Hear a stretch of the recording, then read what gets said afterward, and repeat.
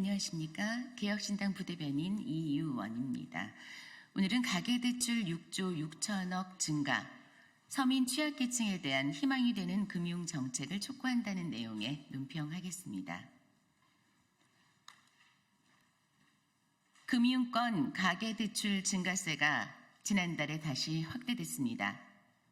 금융당국과 은행권의 고강도 대출 관리로 제2금융권 대출 수요가 몰리면서 풍선 효과가 나타났기 때문입니다.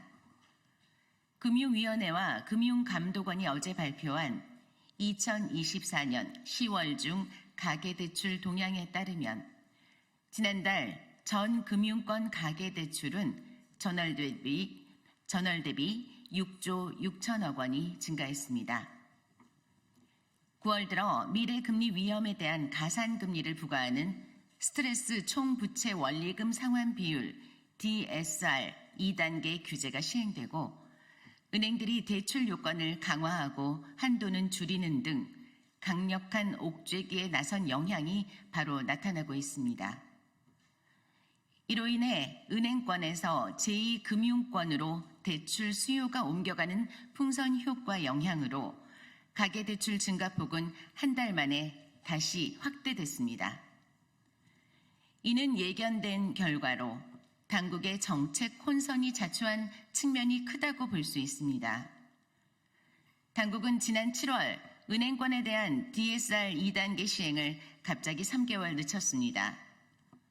또한 국토교통부의 디딤돌 대출 등은 9월까지 30조 원 증가하는 동안 금융위원회 보금자리 대출은 오히려 16조 원 감소했습니다.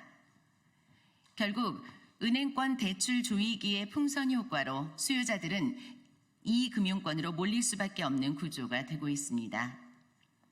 여기에서 또다시 이 금융권 대출 창구마저 막히면 중저 신용자들은 제도권 밖으로 밀려나게 되어 더욱더 민생은 어려워질 수밖에 없습니다.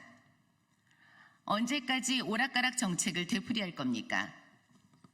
정책의 최우선순위가 가계대출 억제인지 아니면 집값 안정인지 명확히 설정하고 이에 따라 컨트롤 타워가 일관성 있게 추진해야 할 것입니다.